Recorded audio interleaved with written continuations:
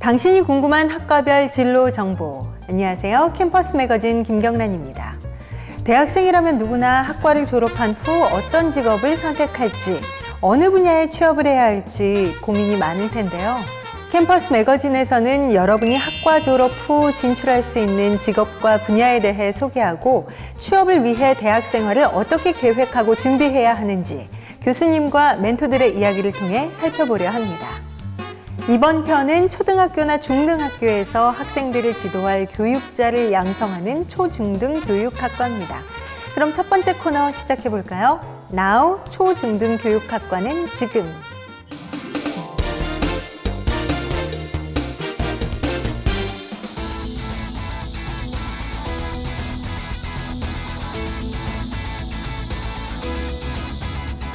교수님을 통해 교과 과정의 변화와 전망에 대해 알아볼까요? 예, 안녕하세요. 저는 서울교육대학교 초등교육과에 근무하는 노철현입니다.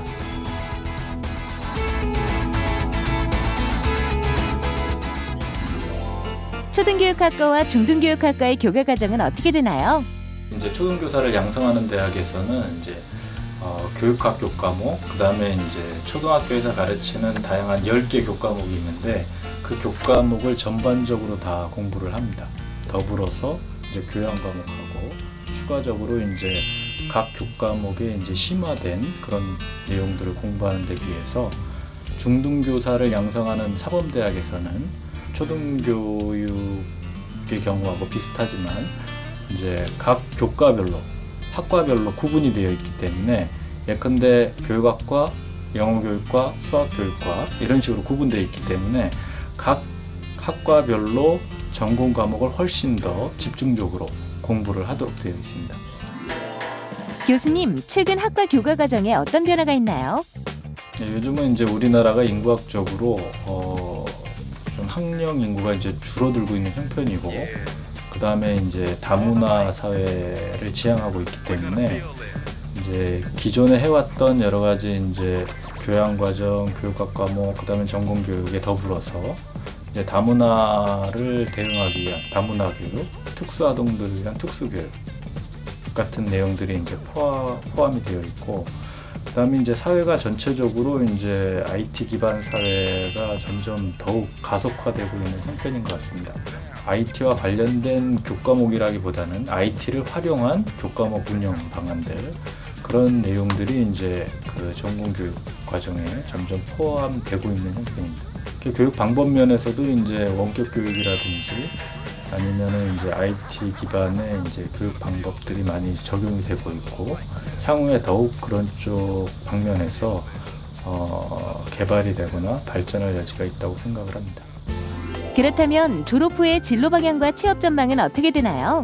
향후의 진로를 생각할 때는 1차적으로 이제 교사를 생각하게 됩니다. 사범대나 아니면 교육대학을 들어오는 학생들 같은 경우에는 본인이 좀 더 이렇게 큰 가능성이 있는 분야로 진출할 수 있는 노력을 하는 것도 상당히 중요하다고 생각을 합니다.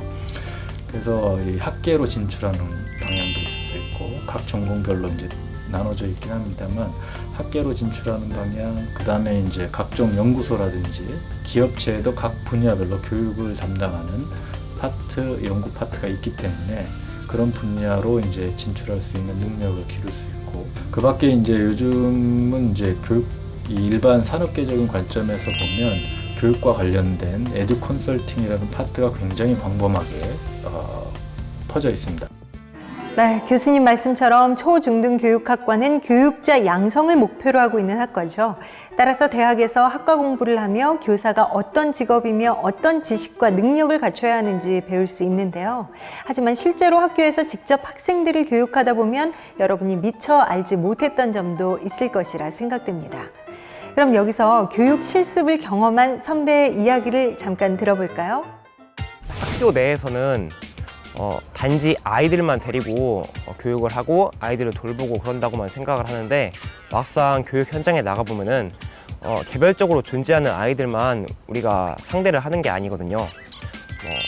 굉장히 집단적으로 많은 아이들이 있고 아이들 사이에서의 관계도 있고, 그리고 아이들과 학부모님과의 관계도 있어요. 그래서 아이를 지도할 때 단순히 학교 안에서만 아이를 지도한다고 끝나는 것이 아니라 가정과 연계를 해가지고 아이의 뭐 근본적인 행동 같은 것들을 지도하는 게 굉장히 중요하거든요. 그래서 학부모님과 연계를 통해서 그 아이를 행동을 지도를 하고 아이의 좀 더 뭐 깊숙한 뭐 내면의 그런 문제라든지 그런 것들을 좀 더 어루만져 줄 필요가 있는 것 같았어요. 그래서 뭐 이러한 점들을 배우려면은 아무래도 학교 내에서는 한계가 있기 때문에 학교로 나가서 직접 경험을 해보는 것이 꼭 필요하다고 생각을 합니다. 네, 교육 실습을 통해 교사에 대해 새롭게 이해하게 됐다는 선배의 이야기를 들어보니 이 교사는 단순히 지식 전달자가 아닌 인성 발달을 위한 전인 교육을 해야 한다는 점에서 다른 직업과 좀 다르다는 생각이 드네요.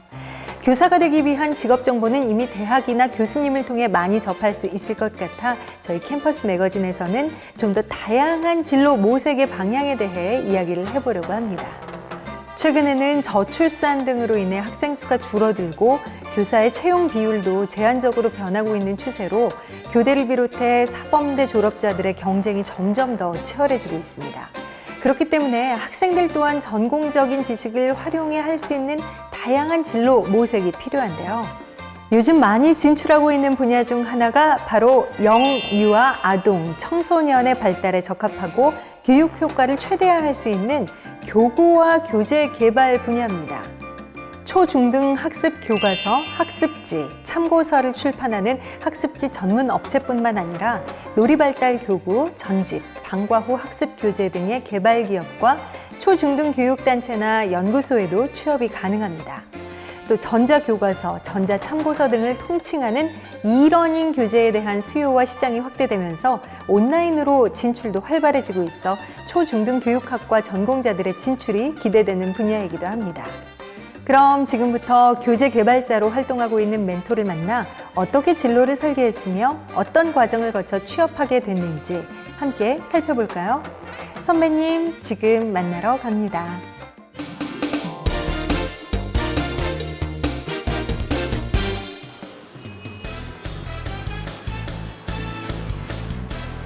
안녕하세요. 우리 학과 졸업 후 교사 말고도 다른 직업에 대해 알아보고 싶어서 이렇게 멘토님을 찾아오게 되었는데요.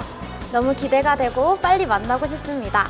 선배님, 지금 만나러 갑니다. 출발!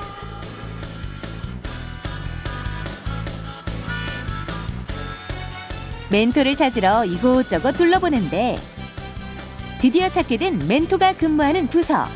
혹시 이수미 선생님이세요? 저는 아니고요. 옆에 계십니다.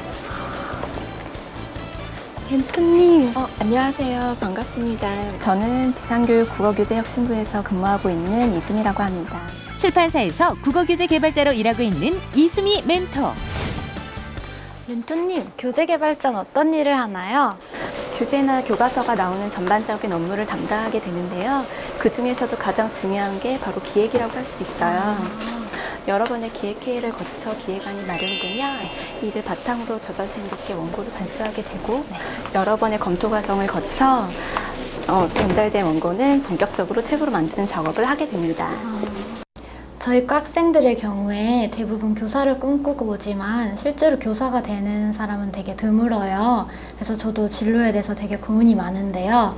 멘토님께서는 어떻게 이 직업을 선택하게 되셨나요? 저도 처음에는 대부분의 학생들처럼 임용고시를 패스해서 선생님이 돼야겠다는 생각을 하고 있었어요. 그러던 중에 재학 시절에 학원에서 국어를 강의하게 되었는데요. 아이들하고 소통하고 가르치는 것도 재밌었지만 제가 가장 재미를 느꼈던 것은 아이들의 학습 자료를 만드는 것이었어요. 어떻게 하면 아이들이 쉽고 재미있게 공부할 수 있을까를 생각하면서 만들었었는데 실제로 아이들이 재미있어하고 또 쉽게 이해하고 성적도 오르는 것을 보면서 왠지 모를 기쁨과 뿌듯함을 느꼈었거든요. 그러던 중에 제가 쓰는 참고서의 출판사에서 직원을 채용한다는 공고를 보게 되었고요. 이거다 싶어서 도전을 하게 되었어요. 일을 하시면서 가장 도움이 되는 학과 내용은 어떤 것이 있을까요? 교구교재 개발자에게는 학과 공부가 절대적인 만큼 매우 중요하다고 볼 수 있어요. 전공과 직접적으로 맞닿아 있기 때문에 학과 공부를 축실했다면 아마 업무를 하는데 많은 도움을 받을 수 있을 거예요. 제가 대학생 시절로 돌아간다면 저도 문학이나 문법을 좀 더 충실히 공부하고 인문이나 사회과학 등 다양한 분야의 책을 많이 읽을 거예요. 왜냐하면 다양한 분야의 글과 지식을 아는 것은 교구 교재 개발자에게 여러모로 큰 도움이 되고 글을 이해하고 분석하는 능력이 많이 길러지기 때문이에요. 교구 교재 개발자로 취업을 하려면 무엇을 준비해야 하나요? 우선 서점에 자주 들리는 걸 추천해주고 싶어요. 거기에는 타 출판사들의 여러 가지 교재들이 있기 때문에 그 교재들을 살펴보면서 책의 장단점을 분석해보는 게 중요해요. 물론 입사하려는 출판사의 교재도 분명히 이해를 하고 있어야 되겠죠? 좀 더 욕심을 낸다면 온라인에서 하는 출판교육 강의 같은 것도 들어보는 것이 도움이 될 것 같아요. 그런 다음 입사하려는 회사의 홈페이지에서 채용 공고를 확인하거나요. 타 출판사들에서도 이용하고 있는 편집적 커뮤니티 사이트가 있거든요. 그런 곳에서도 채용 공고를 확인할 수 있어요. 혹시 다른 진출할 만한 분야나 직업이 있다면 어떤 게 있을까요? 평생교육사나 기업교육 등 미성년자를 대상으로 한 교육이 아니라 성인을 대상으로 한 교육 분야로 진출이 가능하다고 생각을 해요. 특히나 평균 수명의 연장으로 노인을 대상으로 한 프로그램도 필요한 만큼 생소하지만 도전해볼 만한 가치가 있는 직업이라고 생각을 해요. 그리고 교육학을 공부한 전공을 살려 교육행정직에 응시해볼 수도 있고요. 마지막으로 학과 후배들에게 조언을 한마디 해주신다면 어떤 게 있을까요? 그동안에는 종이책으로 교재를 만들었지만 전자교과서나 전자참고서, 교재 관련 스마트 앱 개발 등으로 새로운 출판 시장이 성장하고 있는 추세예요. 학과 공부에도 충실히 하고 이쪽 분야에 좀 더 관심을 갖는다면 훌륭한 교구 교재 개발자가 될 거라고 생각해요. 힘내세요. 감사합니다.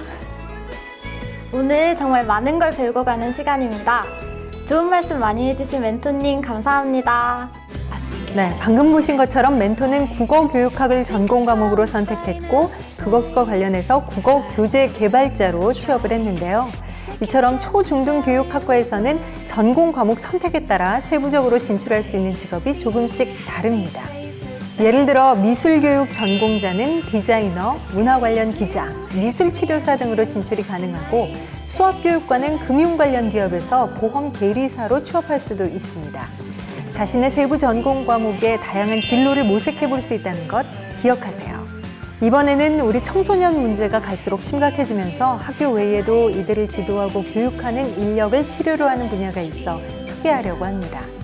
요즘은 획일화된 공교육을 벗어나 체험 교육이 중요해지면서 미술관, 박물관 등을 비롯해 각 청소년 문화센터나 지자체 사회복지센터 등에서 청소년을 대상으로 하는 프로그램을 기획 제공하고 있어 초중등 교육학과 전공자들의 진출이 기대되고 있습니다. 그럼 지금부터는 청소년 활동을 지도하는 청소년 지도사로 활동하고 있는 멘토를 통해 어떤 진로 고민으로 현재의 직업을 찾게 됐으며 취업을 위해 어떤 노력을 했는지 이야기를 들어볼까요?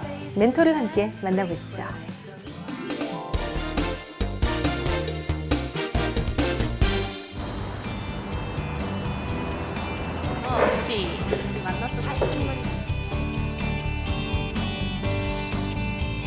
청소년 수련관에서 열심히 일하고 있는 정우임 멘토. 청소년 지도사는 학교 이외에서 할 수 있는 모든 영역들을 다 담당을 하고 있는데요.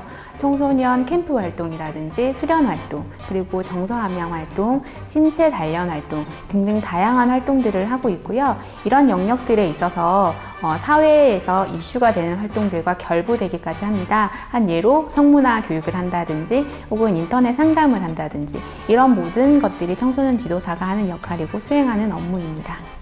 대학 4년을 다니면서 한 번도 교사 이외에 다른 직업을 생각해 본 적이 없습니다. 그래서 4년도 마찬가지였고 졸업 이후에도 계속해서 임용을 준비를 했습니다. 교사에 집중을 하게 되면 포기하기 쉽지 않은 건 사실인데요. 청소년의 포커스를 맞췄을 때 이 임용이라는 시험을 포기하는 거는 그렇게 어려운 일은 아니었습니다. 그러던 중에 고등학교 친구 중에 청소년 지도사로 일을 하고 있는 친구가 있는데요. 친구에게서 청소년 지도사란 어떤 일을 하는지에 대해서 설명을 듣게 되었습니다. 그 설명을 듣고 내가 가지고 있는 가치관 그리고 대학 4년을 다니면서 배웠던 가치관들과 결부가 되어서 내가 할 수 있는 일이겠구나라는 생각이 들었습니다. 가장 기본적으로는 4년 동안 배웠던 교육적인 마인드가 가장 큰 도움이 되었고요. 그 이외에 청소년 수련관에서 일을 하다 보면 학교나 교육청과 일을 하는 경우들이 굉장히 많은데요. 저희가 교육 과정에 대해서도 공부를 하게 되고 수업 지도안도 짜게 되고 학교에서 실습을 하기도 하는데요. 그런 모든 과정들이 굉장히 큰 도움이 되었습니다. 그리고 학교에 다니면서 교양 과목으로 들었던 의사소통 기술이라든지 대중문화를 이해하는 그런 이해력이라든지 그런 부분들이 많이 도움이 되었었고요. 그리고 청소년 수련관에 와서 실질적으로 기획 업무를 하다 보니 포토샵이나 일러스트들의 기본적인 과정들을 배워서 자신이 가지고 있는 아이디어나 생각들을 표현해주면 너무 좋을 것 같습니다. 전국에 굉장히 많은 청소년 수련관들이 있는데요. 청소년 수련관이라는 이름으로도 있고 청소년 문화의 집으로도 있습니다. 다양한 이름으로 존재하기 때문에 다른 기관으로 생각하시는 분들이 많으신데요. 한국 청소년 수련시설협회에 들어가시면 그런 모든 기관들이 다 확인이 가능하고요. 어떤 일들을 하고 어떤 직원들을 채용하기를 원하는지 상세히 나와 있습니다. 임용고시가 쉬운 것은 아닙니다. 떨어졌다고 해서 실망하거나 포기하지 마시고요. 청소년들과 함께 할 수 있는 다양한 직업들을 탐색해 보기를 권합니다. 학교 이외의 다른 현장에서 자신의 자질이나 장점들을 훨씬 더 잘 발휘할 수 있을 것 같습니다. 교직에만 국한하지 말고 졸업 전에 다양한 정보를 찾아보고 경험해 볼 것을 권해드립니다. 청소년들의 꿈, 목표, 비전을 함께 만들어가는 청소년 지도사에 도전해보세요. 당신이 궁금한 학과별 진로 정보 캠퍼스 매거진. 멘토들이 걸어온 길을 통해 진로 고민의 해결 방법과 다양한 진출 분야를 알아봤는데요. 많은 학생들이 아이들이나 청소년을 지도하는 교육자의 꿈을 안고 초중등 교육학과를 선택했을 것이라 생각이 듭니다. 그중에 대표적인 직업은 바로 교사겠죠. 하지만 그 취업처를 학교로 국한하지 말고 자신의 적성과 흥미 분야를 고민해서 배움이 필요한 사람들을 위해 일할 수 있는 분야를 생각해 본다면 보다 넓은 진로를 선택할 수 있을 것 같습니다.